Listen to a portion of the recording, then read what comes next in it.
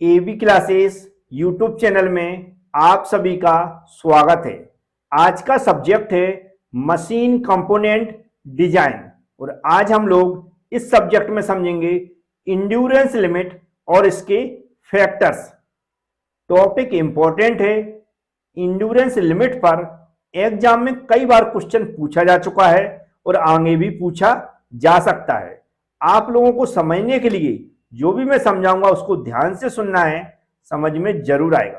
तो चलते हैं, स्टार्ट करते हैं। तो अब आप लोग ध्यान से सुनेंगे।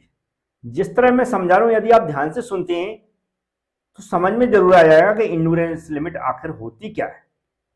इससे पहले भी जो भी लेक्चर मैं समझा चुका हूं वो जरूर देख लें, क्योंकि जैसे जैसे हम लोग आगे बढ़ते जाएंगे बहुत सारे पुराने वीडियो में जो भी हम समझ चुके हैं वह फिर से रिपीट होता रहता है। तो जब भी हम मशीन डिजाइन के अंदर किसी मशीन के पार्ट्स को डिजाइन करते हैं और खासकर ऐसे मशीन के पार्ट्स को डिजाइन करना हो कि जिस पर साइक्लिक लोडिंग हो रही हो, कौन सी साइक्लिक लोडिंग हो रही हो, तो डिजाइन करने से पहले हम क्या करते हैं, जिस भी मटेरियल का हम जो पार्ट्स बना रहे हैं उसका एक सैंपल लेते हैं और उसकी टेस्टिंग करते हैं। क्या, एक सैंपल लेकर उसकी टेस्टिंग करते हैं और टेस्टिंग के दौरान या कह सकते हैं साइक्लिक लोडिंग के दौरान हम लोग उस पर लोड को वेरी करते हैं। जब लोड को वेरी करेंगे तो हमारे वेरिएबल स्ट्रेस भी लगेंगे। क्या, वेरिएबल स्ट्रेस भी लगेंगे। और जो वेरिएबल स्ट्रेस होते हैं उस दौरान हम ये देखने की कोशिश करते हैं कि ऐसा कौन सा स्ट्रेस है कि वह मशीन का पार्ट्स उस स्ट्रेस पर कभी फेल ना हो।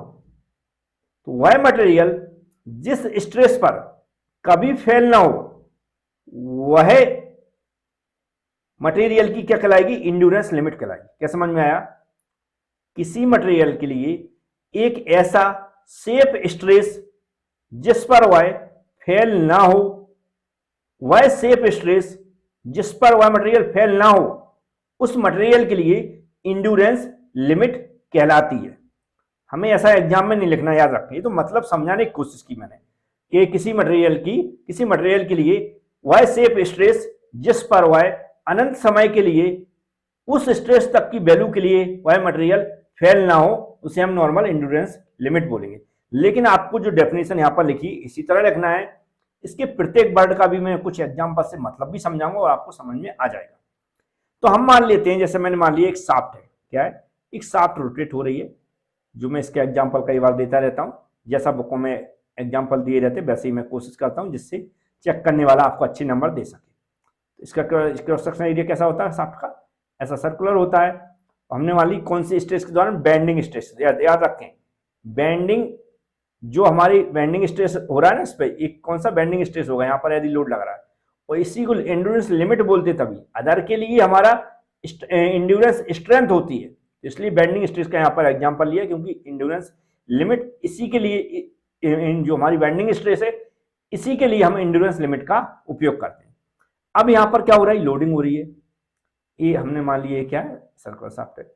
अब यहाँ पर क्या हो रहा है, जो भी स्ट्रेस लगते हैं हमने ये समझा चुके कई बार। अब यहाँ पर रिपीटेड स्ट्रेस होंगे। कौन से स्ट्रेस होंगे? रिपीटेड स्ट्रेस होंगे, क्योंकि ये जो शाफ्ट घूमेगी तो यहाँ पर जो स्ट्रेस लग रहा है, जो यहाँ पर स्ट्रेस लग रहा है, क्योंकि हम जानते हैं यहाँ पर कौन सा स्ट्रेस लगेगा, कंप्रेसिव स्ट्रेस लगेगा।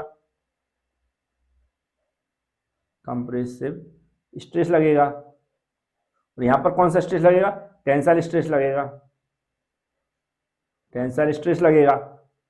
और फिर जब ये घूमेगी कंटिन्यू तो ये जो नीचे की सरफेस है ऊपर जाएगी, ये ऊपर जाएगी, फिर ऊपर वाली नीचे आएगी, नीचे वाली ऊपर जाएगी, ऊपर वाली नीचे आएगी, ऐसी कंटिन्यू होती रहेगी। मतलब जो है हमारी ऊपर वाली सरफेस पे कभी कंप्रेसिव स्ट्रेस लगेगा तो कभी टेंसाइल स्ट्रेस लगेगा। तो इसलिए हम कहते हैं कौन से स्ट्रेस इस पर लगते हैं, रिपीटेड स्ट्रेस। क्या हो रहा है, इस पर रिपीटेड हो रहा है स्ट्रेस। तो ये जो स्ट्रेस रिपीटेड हो रहे हैं, इनके लिए जो साइकिल हम लोग बनाते हैं वो कैसी बनाते हैं उसको भी समझना यहाँ पर जरूरी है। तो हम कुछ इस तरह बनाते हैं, बीच में कुछ इस तरह खींचते हैं, फिर हम लोग क्या करते हैं, ऐसे करके कैसी बना, एक कंप्लीट साइकिल मैंने बना दी है। अब हम लोग क्या देखते हैं, जब भी हम शो कराते हैं तो यहाँ पर अब क्या लिखेंगे, सिग्मा मैक्स लिख देते हैं, और यहाँ पर क्या लिख देते हैं हम, सिग्मा मिनिमम लिख देते हैं। और यहाँ पर क्या लिखेंगे हम, टेंशन लिख देते हैं, और यहाँ पर क्या लिखते हैं हम, कंप्रेशन लिखते हैं। ये टेंशन कंप्रेशन का मतलब वैसे मैं बहुत बार बता चुका हूँ कि मतलब यहाँ पर क्या मिनिमम वैल्यू है, नेगेटिव जो स्ट्रेस होता है उसको मिनिमम वैल्यू बोलते हैं, और कंप्रेशन उसके लिए लिखते हैं। और जहां पर मैक्सिमम स्ट्रेस होता है उसे हम टेंशन बोलते हैं, और उसको हम क्या पॉजिटिव शो कराते हैं और इसको हम नेगेटिव शो कराते हैं।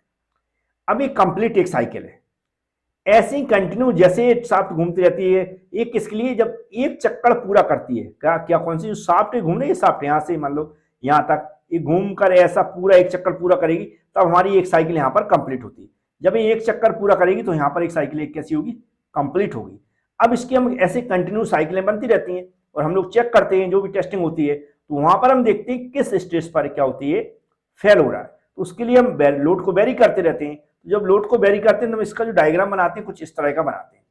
यहाँ पर मैं बना देता हूँ कुछ इस तरह, यहाँ पर थोड़ा छोटा ही से बना देता हूँ। यहाँ पर नीचे हम क्या लिखते हैं, number of cycles, number of cycles लिखते हैं, और यहाँ पर हम क्या लिखते हैं, स्ट्रेस लिखते हैं। इसको हम एस से नोट करते हैं, और नंबर ऑफ साइकिल को हम एस एन से देते हैं। एस एन कर्व के बारे में कभी सुनाओ तो ये एस एन कर्व भी है, लेकिन एस एन कर्व पे मैं अलग से वीडियो बना दूंगा, अभी नॉर्मल समझ लेते हैं। तो जैसा बना हुआ है यहाँ पर ऐसा कुछ बना देते हैं, और मतलब मैं समझा देता हूँ। और यहाँ से इसको ऐसा सीधा कर देता हूँ, तो यहाँ पर इसको एक डॉट डॉट लाइन लगा देता हूँ। तो यहाँ पर क्या वैल्यू शो करा देता हूँ मैं, यहाँ तक जो वैल्यू है कुछ किसकी है, सिग्मा स्ट्रेस की वैल्यू है, और इधर क्या है, नंबर ऑफ साइकिल है। तो ये जो बुकों में लिखा है लगभग जो नंबर ऑफ साइकिल है मतलब 10⁷ तक, इसके बाद की हम अनंत साइकिल मानते हैं उसको। तो यहां पर हमने क्या देखा कि धीमे धीमे मान लिया मैक्सिमम स्ट्रेस इधर गया था, और धीमे धीमे हम स्ट्रेस को कम करते आ रहे हैं, क्योंकि यहाँ पर ये शो करा रहा है कि यहाँ पर जो स्ट्रेस है यदि वो आगे नंबर ऑफ साइकिल बढ़ाते हैं तो यहाँ पर फेल हो जाएगा। यदि यहाँ पर स्ट्रेस की वैल्यू लेते हैं और आगे हमें नंबर ऑफ साइकिल आगे और साइकिल ऐसी बनती जाती हैं, मतलब और उसको रोटेट करा रहे हैं, तो आगे कुछ साइकिल बनेंगी, उसके बाद रिपीट हो जाएगी। क्योंकि आगे जी लाइन ग्राफ जा रहा है, ग्राफ है, ये क्या है, ग्राफ है स्ट्रेस और नंबर ऑफ साइकिल के बीच में। तो स्ट्रेस की जो वैल्यू यहाँ होगी, अगर हम आगे बढ़ते हैं तो नंबर ऑफ साइकिल के लिए फेल हो जाएगा, क्योंकि आगे ज्यादा साइकिल नहीं बनेंगी। और यहाँ पर हम अगर स्ट्रेस लेते हैं और आगे हम देखते हैं इसकी साइकिल कहाँ तक, यहाँ तक बनेगी साइकिल जो भी हुई, उसके बाद कोई साइकिल नहीं मिलेगी, मतलब आगे फेल हो जाएगा मटेरियल, इसलिए जो भी हमारा स्ट्रेस रिपीट नहीं होगा।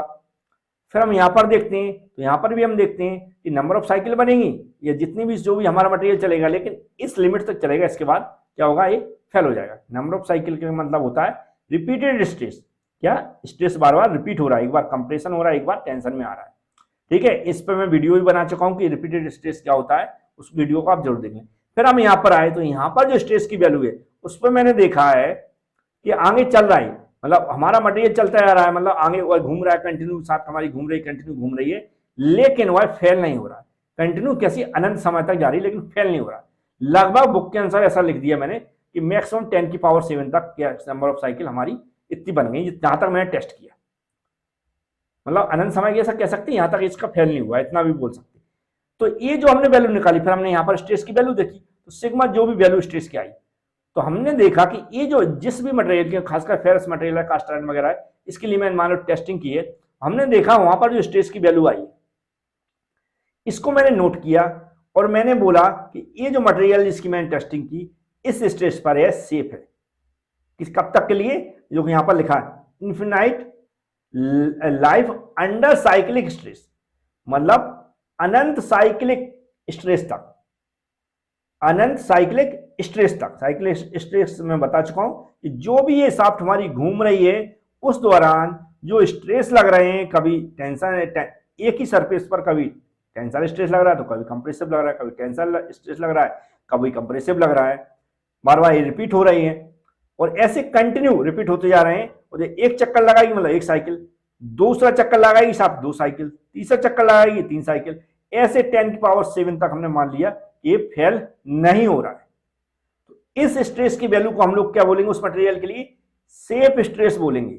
और इसी स्ट्रेस की वैल्यू जिस पर ये सेफ स्ट्रेस है और यहां इस वैल्यू पर मटेरियल फेल नहीं हो रहा है, उसे हम लोग क्या बोलेंगे, इंड्योरेंस लिमिट बोलेंगे। क्या बोलेंगे, इंड्योरेंस लिमिट बोलेंगे। इसलिए यहां पर क्लियर लिखा है, endurance limit is defined as the stress range below which there is no crack growth and material present an divider. मतलब इस स्ट्रेस पर, या इस स्ट्रेस की रेंज पर किसी भी प्रकार का क्रैक या फेल नहीं होगा, मतलब अनंत साइकिल तक। उम्मीद है आपको समझ में आ गया। तो ये जो इंड्योरेंस लिमिट है, समझ में तो उम्मीद आ गया होगा। मैंने नॉर्मल मतलब समझाने की कोशिश की, डायग्राम से भी समझाने की कोशिश की। तो इंड्योरेंस लिमिट होती क्या है एक्चुअल में, वो आपको समझ में आ गया होगा। अब हम इसके फैक्टर समझेंगे। अभी कुछ फैक्टर्स हैं जो इंड्योरेंस लिमिट को प्रभावित कर सकते हैं, या इनके कारण जो भी मैंने लिमिट डिसाइड की है कि इस पर मटेरियल फेल नहीं होगा, लेकिन फिर भी कुछ फैक्टर्स होते हैं जिनको अगर हमने कंसिडर नहीं किया या जिन पर ध्यान नहीं दिया या इनके अनुसार हमने पार्ट्स को डिजाइन नहीं किया तो भी फेल हो सकते हैं। तो पहला होता है इसमें लोड। क्या होता है? लोड। ये जो हमारी इंड्योरेंस लिमिट है, जब हम इसकी टेस्टिंग करते हैं तो जिस मेथड पर हम इसकी प्रैक्टिकल करते हैं, एक्सपेरिमेंट करते हुए, होती है रोटेटिंग बीम मेथड। कौन सी होती है? Rotating beam method. तो लोड का कहने का मतलब है यहाँ पर कि जिस लोड के लिए हमने डिजाइन किया है, जैसे साइक्लिक लोडिंग हो रही है, वहां पर कितना लोड लग रहा है वो तो हम लोग डिजाइन कर रहे हैं उस टाइम पता होगा, लेकिन उस लोड के अलावा भी कुछ ऐसे लोड होते हैं जो इन्वायरमेंटल लोड हैं, जो कहीं ना कहीं लगने लगते हैं। तो उन लोडों का भी इफेक्ट पड़ सकता है। इसके लिए हम लोग जो डिजाइन करते समय तो हम एंड्योरेंस लिमिट को मॉडिफाई करते हैं और अलग अलग के लिए कुछ ना कुछ वैल्यू निकालते हैं। खासकर लोड फैक्टर की वैल्यू को हम कंसिडर करते हैं। लोड फैक्टर जैसे बोले तो रिवर्स और रोटेटिंग बेंडिंग लोड होता है, उसके लिए जो हमारी वैल्यू रहती है, हमारी लोड फैक्टर की 1 रहती है। रिवर्स एक्सियल लोड के लिए 0.8 रहती है। रिवर्स टोर्सनल लोड के लिए 0.8 रहती है, खासकर ब्रिटल मटेरियल के लिए। और डक्टाइल मटेरियल के लिए रिवर्स टोर्सनल के लिए जो केएल की वैल्यू है लोड फैक्टर की, और 0.55 होती है। तो ये जो वैल्यू है जो मैं पीडीएफ प्रोवाइड कराता हूँ आपको एबी क्लास एप्लीकेशन के अंदर, उसमें सब कुछ लिखी हुई है। हमें जिसकी जरूरत है उसके बारे में आप पढ़ सकते हैं। तो ये आपको समझ में आए। फिर होती है सरफेस फिनिश। कौन सी होती है? Surface finish. अब हम देखते हैं मटेरियल की जो सरफेस है, यदि पुअर है, अच्छी नहीं है, तो वह मटेरियल जल्दी फेल हो जाएगा। मतलब उसके लिए जो मतलब कम इंड्योरेंस लिमिट होगी वो कैसी होगी? लोअर होगी, लोअर इंड्योरेंस लिमिट होगी।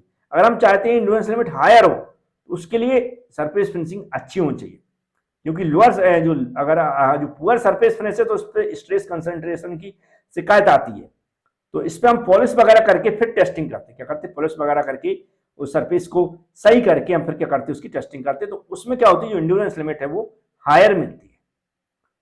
फिर बात करते हैं शेप एंड साइज की। तो हम जो सैंपल लेते हैं, जब भी हम टेस्टिंग करते हैं, तो जो सैंपल लेते हैं हम लोग किस मेथड से टेस्टिंग करते हैं मैं बता चुका हूं, लेकिन जो सैंपल लेते हैं उसके साइज पर भी डिपेंड करती है इंड्योरेंस लिमिट।